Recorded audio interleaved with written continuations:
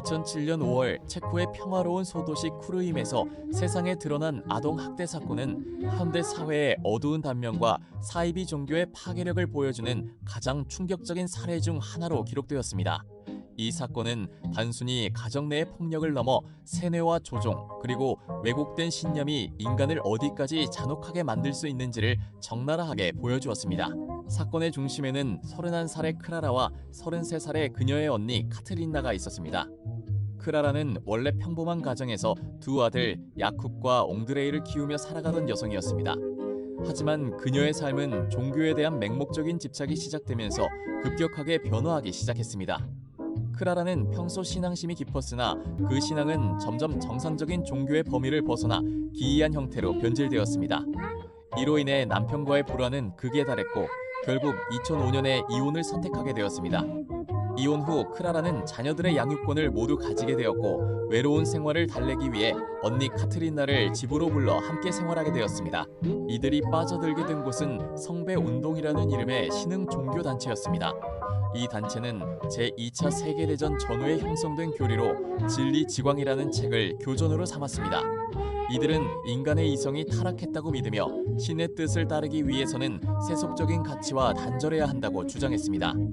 크라라 자매는 이 단체의 교리에 깊이 매료되었고 그곳의 지도자인 의사와 문자로 소통하며 절대적인 복종을 시작했습니다. 그들은 지도자를 실제로 본 적이 없었지만 그가 보내는 지시사항이라면 무엇이든 실행에 옮기는 기계적인 삶을 살았습니다. 2006년 이들 앞에 안니카라는 어린 소녀가 등장하면서 비극은 심화되었습니다. 크라라는 안니카에게서 자신이 추구하던 종교적 이상향을 발견했고 그녀를 딸로 삼고 싶다는 강한 열망을 가지게 되었습니다. 하지만 크라라에게는 이미 두 아들이 있었고 안니카와 자신의 아이들 사이에서 발생하는 갈등은 크라라를 더욱 극단으로 몰아넣었습니다. 그녀는 의사에게 이 상황을 보고했고 돌아온 대답은 충격적이었습니다. 아이들의 정신을 바로잡기 위해 더 혹독한 훈육이 필요하다는 것이었습니다. 의사는 크라라에게 지하실에 감시 카메라를 설치하고 아이들을 학대하는 장면을 녹화하여 전송할 것을 명령했습니다. 이는 아이들을 고문함으로써 그들의 자아를 완전히 말살하고 종교적 신념에만 굴복하는 인형으로 만들려는 의도였습니다. 크라라는 언니 카트린나와 함께 이 명령을 충실히 이행했습니다. 지하실은 아이들에게 지옥이나 다름없었습니다. 그들은 아이들의 몸을 밧줄로 묶어 움직이지 못하게 했고 담배꽁초로 살을 찢거나 채찍으로 때리고 심지어는 날카로운 물건으로 상처를 입히는 등 차마 입에 담을 수 없는 가혹 행위를 자행했습니다. 아이들은 굶주림과 공포 속에서 매일같이 끔찍한 의식을 견뎌야 했습니다. 야쿱과 옹드레이는 자신의 어머니에게서 버림받았다는 사실보다 자신들에게 가해지는 이유 없는 폭력에 더 큰 충격을 받았습니다. 크라라는 학대 도중 아이들이 반항하면 더욱 강한 징벌을 가했고 이는 결국 아이들의 정신을 완전히 무너뜨렸습니다. 더욱 무서운 것은 이 모든 과정이 신의 은총을 얻기 위한 정화의식으로 포장되었다는 점입니다. 사건의 실체는 2007년 5월 이웃 주민의 신고로 세상에 알려졌습니다. 우연히 이웃집의 디지털 베이비 모니터 신호가 크라라의 집 CCTV와 겹치면서 이웃 주민은 지하실에서 벌어지는 끔찍한 학대 장면을 실시간으로 목격하게 된 것입니다. 신고를 받고 출동한 경찰은 지하실에서 처참한 상태로 방치된 아이들을 구조했습니다. 구조 당시 아이들은 거의 사람이라고 보기 어려울 정도로 영양실조에 걸려 있었고 몸은 온통 흉터와 상처로 덮여 있었습니다.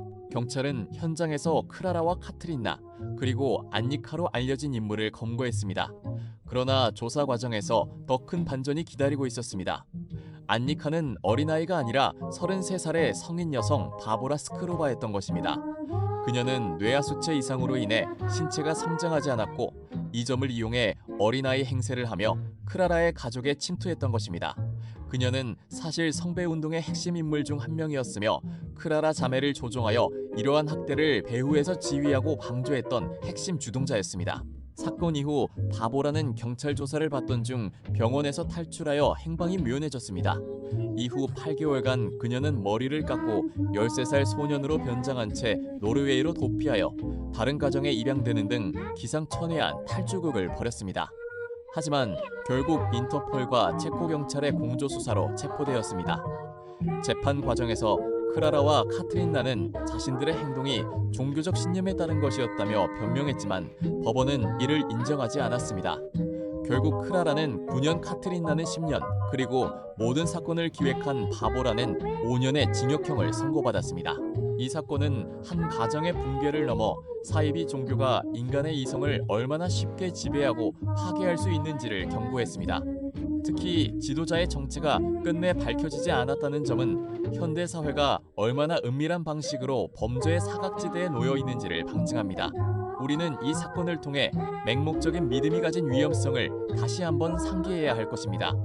아이들의 상처는 치유되기까지 긴 시간이 걸렸고 그들이 겪은 정신적 고통은 평생의 트라우마로 남게 되었습니다. 심리학적으로 이 사건은 권위에 대한 복종과 인지 부조화의 극단적인 사례로 설명됩니다. 크라라는 자신의 행동이 아이들을 위한 것이라는 왜곡된 인식을 통해 양심의 가책을 지워버렸고, 언니 카트린나는 그런 동생을 방관하고 부추김으로써 공범이 되었습니다. 종교라는 이름으로 포장된 지배와 피지배의 관계가 어떻게 한 가정을 파멸로 이끄는지, 그리고 그것이 가져온 결말이 얼마나 참혹한지를 이 사건은 낱낱이 보여줍니다. 쿠르임 아동학대 사건은 우리에게 진정한 신앙과 인간 존엄성에 대해 묻는 잊을 수 없는 비극의 기록입니다. 다시는 이런 비극이 일어나지 않기를 바라며 사회적 안전망과 가족 내의 소통이 얼마나 중요한지를 되새겨야 합니다. 우리는 외부의 유혹이나 잘못된 신념이 우리 삶을 침투하지 못하도록 항상 경계심을 늦추지 말아야 할 것입니다.